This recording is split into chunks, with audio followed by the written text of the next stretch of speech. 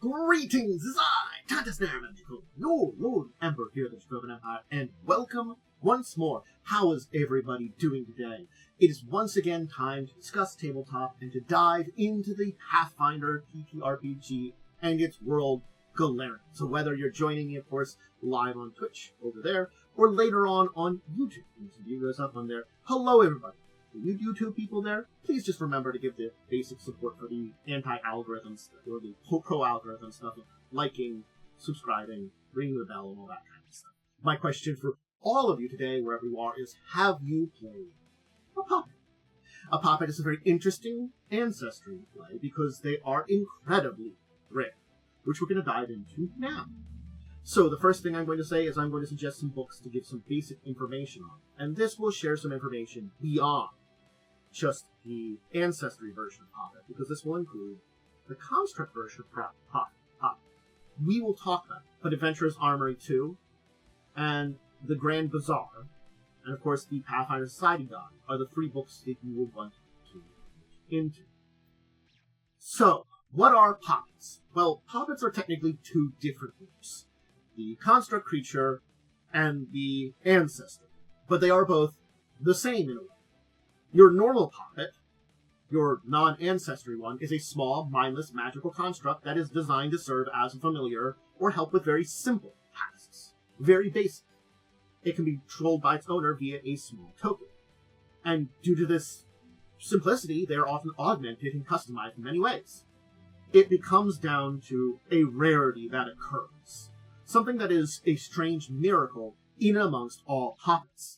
In a less than 0.1% of all Poppets, less than 1 in 1,000 Poppets, something manifests in one, a spark of life, a bit of existence, and they become an intelligent being, a awakened creature, as they often contact themselves. This awakening is a moment of gaining true self-awareness. Poppet, you speak about this, calls this event the time they popped up, woke up, sparked alive. And most Poppets then will celebrate these two anniversaries. What two anniversaries? Well, first, the day they were initially created.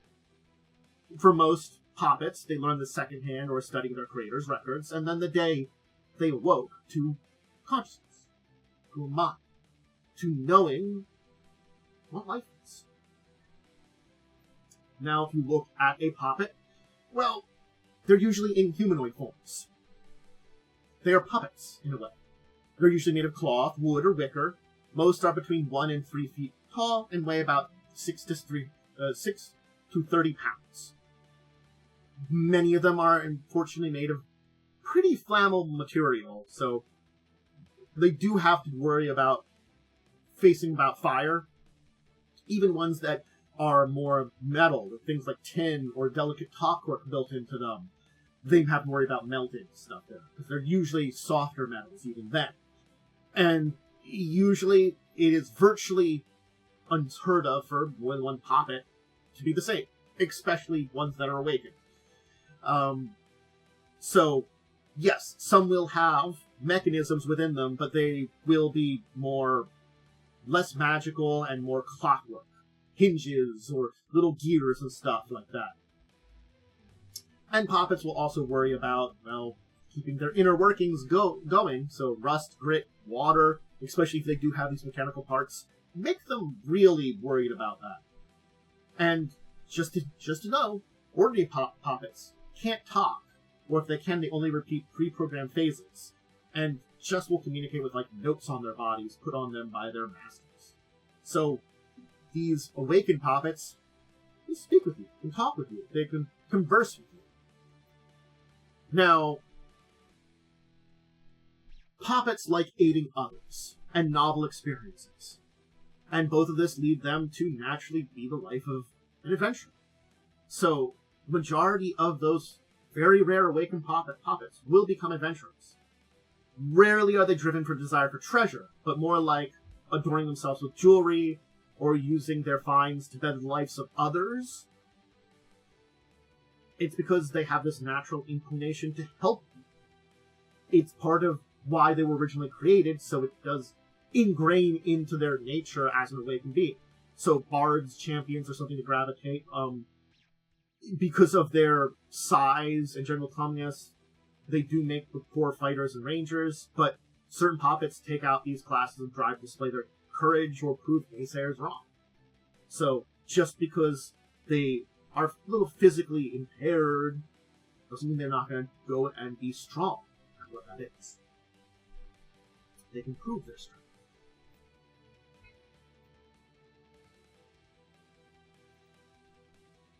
Now, most animated Poppets are awakened by magic. It's as simple as that. The fluke that happens during their construction, resulting in programming commands becoming true intelligence, is just that. Some kind of fluke. Sometimes, Poppets are actually awakened by ephemeral sliver of another being, like a fragment of a soul.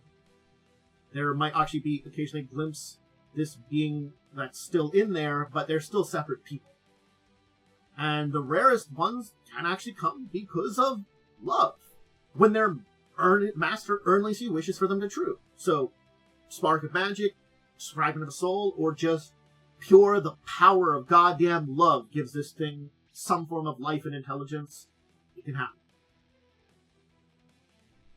Poppets themselves are insanely intelligent, conscious, and self-aware through sentience. Although they might not know a lot at first. And something that is important to note is they need to sleep, they need to breathe, and they need food and water. Which they actually, that food and water, they magically digest to keep their form in check.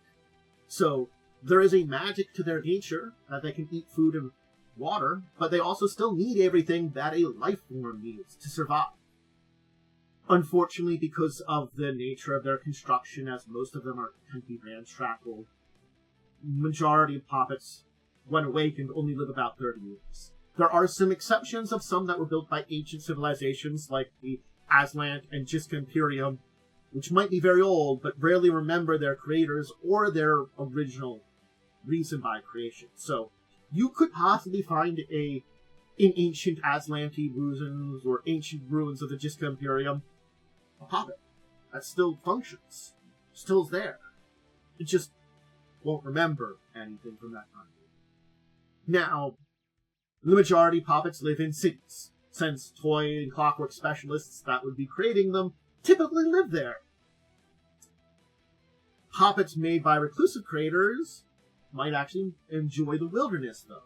So there is always exceptions to a rule in this case. Where you can find a Poppet depends a lot on where it was created and where it was given life. Where it came into being.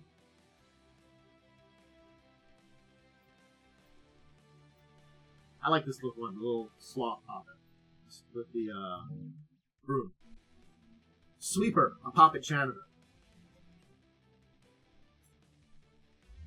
Awakened Poppets acknowledge their creators and former owners as friends, but not masters, and usually leave their home to seek their place.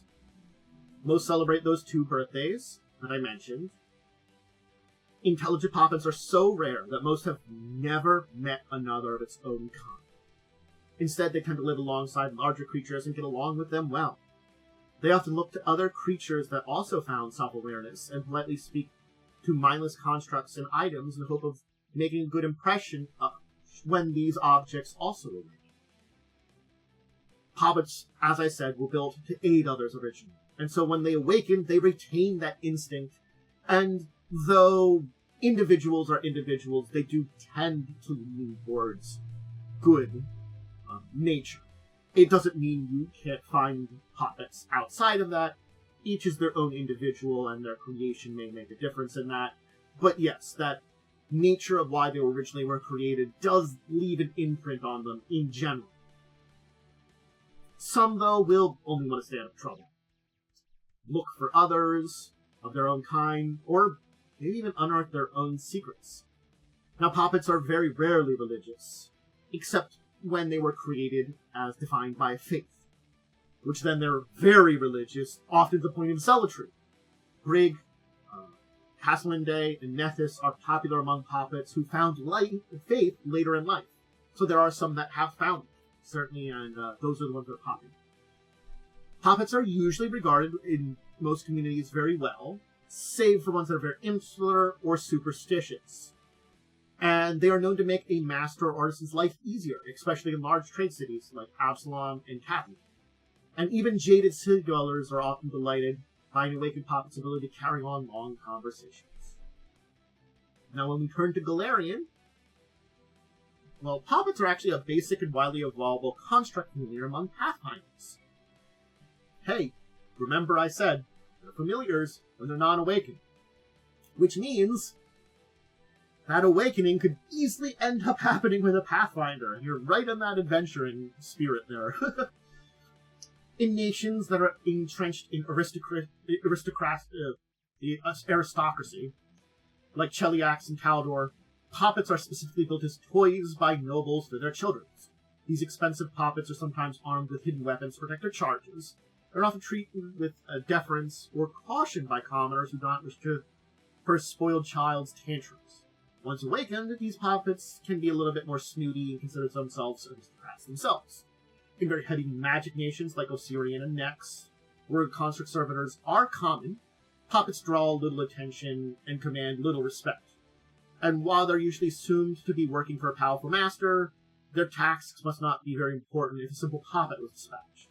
These Poppets often barter or wait in line like everyone else, and tend to understand common folk well if they awaken. Poppets are usually feared in Ustalav, whose stories speak of common objects given life to terrorize a household. Yeah, Ustalav, it's a spooky, haunted, terrible place to live. While Poppets themselves are often given life by eccentric inventors, desperate professors, or possessing spirits, Poppets in Ustalav are learned caution, and be a little quiet when necessary, or find people that will be more understanding of their nature. But, yeah, that's a Poppet. An interesting ancestor, because they are so very, very rare. They are a type of construct which is just created normally.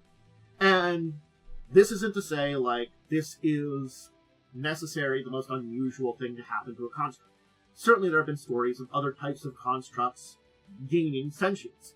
It's one of those reasons that when I talked about it, that Poppets will be nice to unintelligent constructs and other things that could awaken some form of intelligence, because when they do, you want to know they treated them nicely. It's an interesting thing that they understand that a little bit more than maybe some other awakened constructs in a way. That they, maybe it is because their nature is very servantly, is very helpful, is very treat other, like, be good to their masters, originally, as a mindless construct. And getting this level of awakening means they understand them. And yes, as I've kind of mentioned, depending on where they are in Golarion, could make a big difference about how they're treated, what kind of station they are once they kind of awaken, and how they kind of view themselves a little bit too. But it is that interesting thing that it's not necessarily incredibly common for Poppets to exist in the first place. So that incredibly rare chance, that incredibly small spark of life, is quite a miracle for them. They make them very interesting and complex characters that are very cool. And I hope you enjoyed learning all about them and understanding what they are and why you might want to play them. But that'll be it for today. I hope you enjoyed this video, this part of the stream. I enjoy talking about Pathfinder and its lore, but I also like talking about other tabletop topics. And if you want to catch me live, you can always check me out on Tuesdays, Thursdays, Fridays, mid to early to mid afternoons normally. Saturday's a backup day. All those videos go up on YouTube. I talk about tabletop things. I talk about Pathfinder, other tabletop games. Make sure to check those out. Other current things on the schedule as the time of this video, which you can always check out on YouTube later on. It'll still be there. Of course, Crimson Queen, which is my live play of Pathfinder 1st Edition on Wednesdays at 9 p.m. Check that out. It's really fun. We're doing an adapted version of the Crimson Throne Adventure Path. And Saturdays for discussing tabletop, where we talk news of the week and we dive deep into topics in the tabletop world. I would highly recommend, even if you don't want to catch the news, go check out our deeper discussions on tabletop. We talk about a lot of really interesting things, and every one of my discussing tabletops has those discussions that me and my friends dive into and talk about to help you with some various issues in the tabletop world you might face. Anyway, I'm going to get going. I hope you did really enjoy today. And also remember to check out my social media, stuff below. And until the next time we join and talk Pathfinder or any other tabletop, I bid all of you a deep and wonderful farewell.